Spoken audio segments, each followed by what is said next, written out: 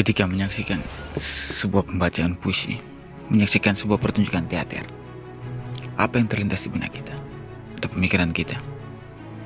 Apa kita sekedar memberikan tepuk tangan tanpa paham makna atau pesan apa dari sebuah pertunjukan? Atau kita hanya berpikir bahwa seni sebatas mata pelajaran, di mana kita terpaksa memenuhi kriteria agar bisa dikatakan lulus? Apakah seni hanya sebatas itu? Makna terdalam apa dari sebuah seni? Pembelajaran apa dari sebuah seni? Seni adalah salah satu produk kreativitas manusia, dan selama perkembangannya, seni terus mengalami perubahan definisi. Namun untuk beberapa kalangan dan seniman, pendefinisian terhadap seni adalah pengkerdilan terhadap kreativitas. Kreativitas dalam berseni tidak bisa dikotaki atau dihalangi ruang definisi. Seni membebaskan tiap pribadi dalam mencari sendiri arti dan makna terdalam dari seni itu sendiri. Hal ini seperti yang dikatakan Dr. Yudiarni dalam bukunya Panggung Teater Dunia, bahwa seni merupakan cara bagi manusia mencari pemahaman tentang dunia mereka. Seni dalam bentuk apapun, baik sastra, lukisan, pertunjukan, atau yang lain, tidak hanya memiliki maksud untuk menghibur, di mana mengupayakan kesenangan bagi penonton atau penikmat. Seni memiliki fungsi mendidik dalam memberi pemahaman dan pembelajaran bagi masyarakat. Tommy F. Awi dalam bukunya Sisi Indah Kehidupan mengungkapkan bahwa seni memiliki nilai karena kapasitasnya meningkatkan kualitas hidup manusia. Seni tidak hanya memperluas wawasan dan persepsi kita, tetapi juga meningkatkan kepedulian kita terhadap lingkungan sosial kita, juga rekonstruksi nilai batin, sehingga pertimbangan sosial dan moral lebih dikedepankan daripada tujuan material. Apalagi karya seni yang menjadikan persoalan manusia sebagai subjeknya dan manusia hidup menjadi model utamanya. Produk seni tidak sama dengan produk pabrik yang hasilnya dapat langsung dilihat dan menampilkan wujud fisiknya. Tetapi andil dari seni tidak bisa diremehkan dalam proses perubahan dan edukasi terhadap masyarakat. Maman S. Mahayana dalam bukunya Jalan Puisi menjelaskan bahwa produk seni lebih kepada proses penanaman nilai dan filosofi kepada masyarakat untuk suatu pemahaman dan pandangan mengenai moral dan kepribadian manusia dalam pembaruan kehidupan bersama. Dari dunia sastra, masyarakat kadang keliru dengan mengidentikan sastra dengan hal-hal yang berbau romantis dan kisah cinta melankolis kaum remaja. Selain itu, masyarakat umum memandang bahwa sastra tidak mempunyai peranan sama sekali dalam pembangunan kehidupan masyarakat. Pandangan bahwa sastra hanya sajian kata-kata indah dan ramunan puisi-puisi roman, namun pada kenyataannya peranan sastra tidak serendah itu.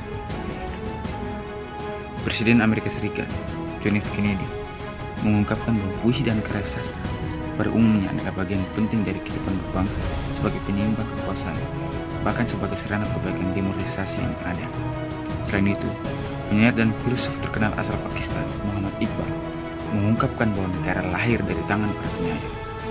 Pernyataan ini benar secara faktual, apalagi untuk negara-negara yang pernah dibelenggu rantai kolonialisme dan imperialisme. Sekali lagi, Indonesia lahir dari sebuah puisi yang ditulis secara bersama-sama oleh kaum muda Indonesia, yakni Sumpah Pemuda. Tentu pada waktu itu, semua pernyataan dalam Sumpah Pemuda merupakan metafora, setidaknya masih imajinatif dan bukan kenyataan. Namun, dengan rumusan metaforis dan imajinatif itulah seluruh bangsa diajak untuk bersama-sama mengimajinasikan kemungkinan lahirnya sebuah bangsa baru dan tanah air baru, Indonesia. Sastra punya daya dobraknya sendiri dalam menyingkapi bentuk ketimpangan yang ada. Dari zaman sastra Hindia, ketika muncul novel Max Havelaar pada tahun 1860 karangan Douwe Dekker, untuk menyampaikan protes sosial atas bentuk diskriminasi kolonial terhadap pribumi. Di era kontemporer, muncul para penulis dengan kiblat kepengarangannya adalah diskriminasi rasial dan sosial. Salah satu penulis era ini adalah Muhammad Yamin, yang selain politikus juga seorang penyair.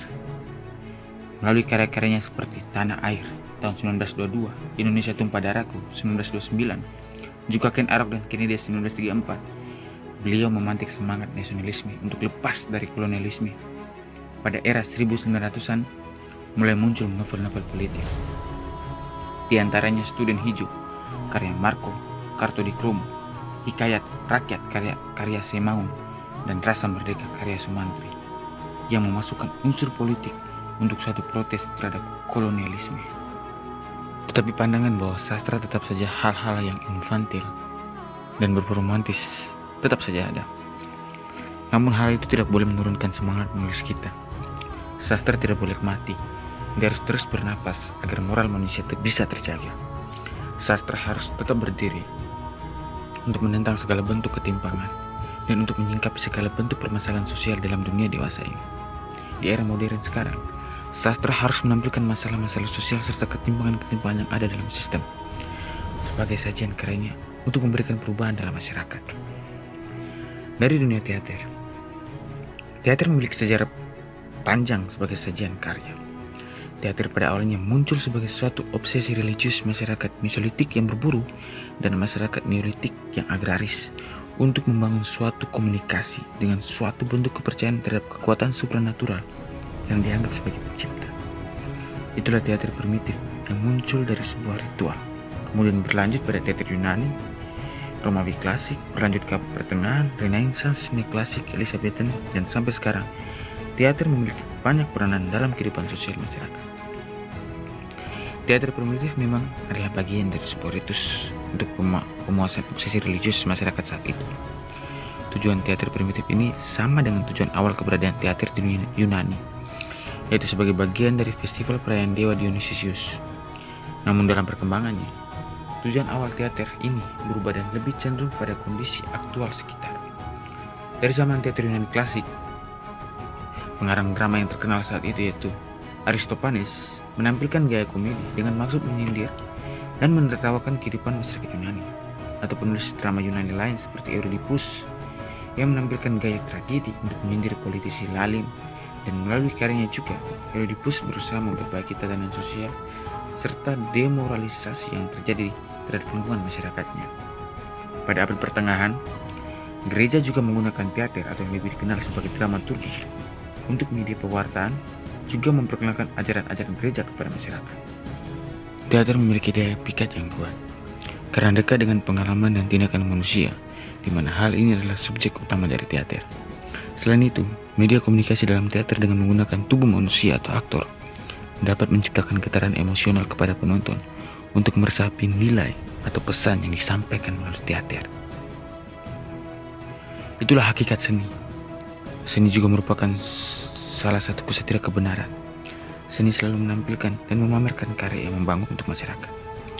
Seni harus mengutamakan pesan dan nilai dalam proses kreativitasnya. Dan menghadapi kondisi saat ini, seni harus hadir dengan imaji dan karya yang cerdas untuk nilai pendidikan terhadap masyarakat.